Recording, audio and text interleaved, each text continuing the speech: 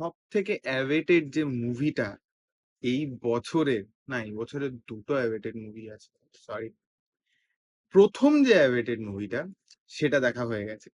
হ্যাঁ, Spiderman brand new এর কথা বলছি। এত সুন্দর লেখা একটা মার্ভেল মুভি অনেক দিন পর দেখলাম। তার সাথে স্পাইডারম্যান তো আছে।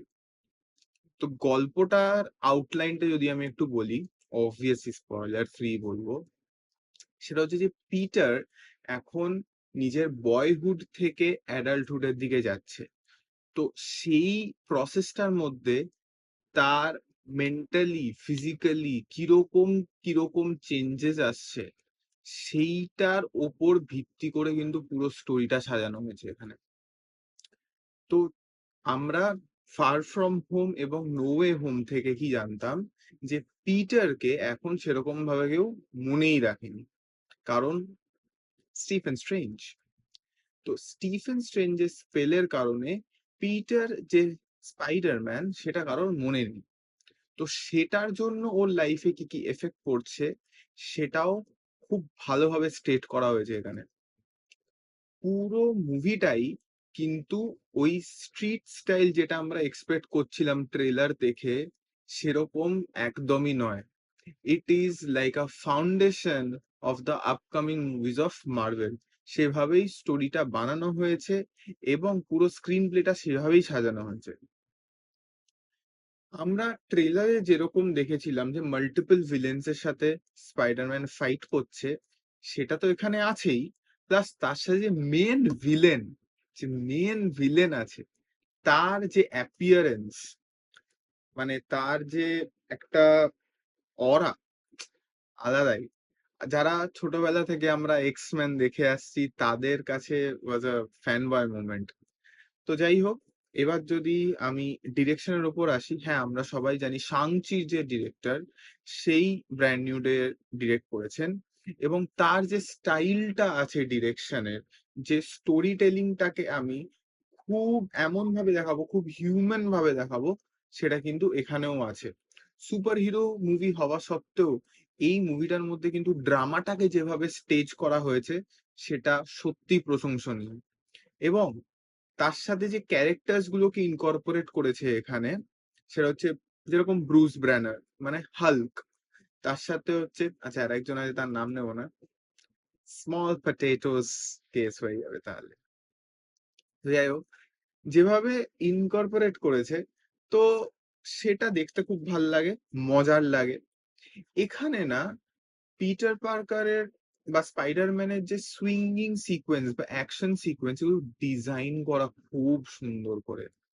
মানে যেহেতু এখানে একটা অ্যাঙ্গেল চলে আসছে যে now Peter is more heightened on his senses, সেই ব্যাপারটাকে স্টেজ করাটা আমার মনে হয়েছিল যে ডিরেক্টর হয়তো সেই রকম ভাবে স্টেজ করতে পারে না, বাট না, পুরোপুরি ভুল প্রমাণিত হয়েছি আমি। খুব সুন্দর স্টেজিং ছিল সেই জিনিসটার। আমরা এখানে দেখেছি যে পিটার এখন অর্গানিক ওয়েবিং করতে পারে, কিন্তু ওই অর্গানিক ওয়েবিং এর পেছনে যে কন্ট্রোলটা দরকার, সেই সিনটার মধ্যে দিয়ে টোবি ম্যাগুয়ারকে যেভাবে ট্রিবিউট জানিয়েছে, দারুণ লাগে দেখতে। অ্যান্ড্রু গারফিল্ডেরও একটা ট্রিবিউট সিন আছে, সেটা কোনটা আমি বলছি না, যারা জানে তারা দেখলে বুঝে যাবে। খুব সুন্দর, মানে scene so goated then they recreated it again, এরকম একটা ব্যাপার আসবে। সেটা দেখতে তো খুবই ভালো লেগেছিল। তো তারপরে আমরা একটা সিকোয়েন্স দেখবো যে যেখানে পিটার নিজের পাওয়ার্স গুলোকে টেম করতে চাইছে, কন্ট্রোল করতে চাইছে প্রপারলি। যে হাইটেন্ড পাওয়ার্স গুলো পাচ্ছে, ওগুলোকে কন্ট্রোলড আর টেম করার জন্য ও কিছু কিছু জিনিস ট্রাই আউট করছে। এবং সেই ট্রাই আউট করতে গিয়ে ও অনেক যেগুলো বিগ পটেটোস ব্যাপার স্যাপার সেগুলো জানতে পারছে। তো ও যখন সেটা জানছে, সেটার পেছনে যে ওর রিয়াকশন, ও মানে ওটা খুবই একটা, মানে কিভাবে বোঝাবো, যে সিমলেস ভাবে দেখিয়েছে। যে এরকম যাতে মনে না হয় যে আমার পিটার হঠাৎ করে বাচ্চা থেকে বড় হয়ে গেল এবং বড় হওয়ার সাথে সাথে ও সমস্ত কিছু ঠিকঠাক জিনিস করতে শুরু করেছে, না না এমনটা না।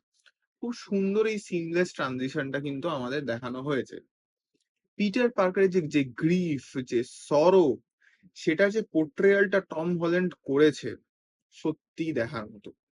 মানে টম হল্যান্ডের অ্যাক্টিং আর সেডি সিঙ্কের অ্যাক্টিং সত্যিই দেখার মতো ছিল পুরো সিনেমাটা জুড়ে।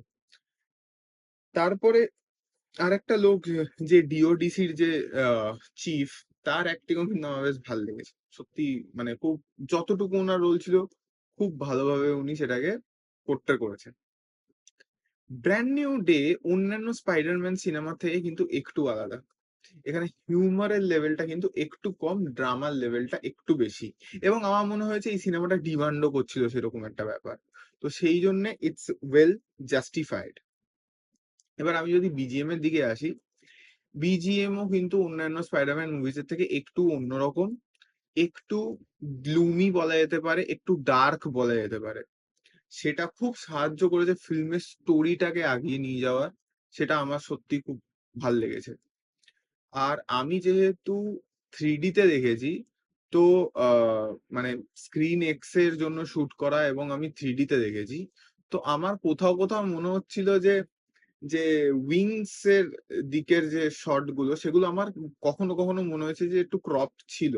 তো যারা স্ক্রিন এক্স এ দেখেছে তারা প্লিজ আমায় কমেন্ট আউট করে জানাও তাদের এরকম কোনো এক্সপিরিয়েন্স হয়েছে কিনা, বিকজ এটা স্ক্রিন এক্স এর জন্যই শুট করা ছিল।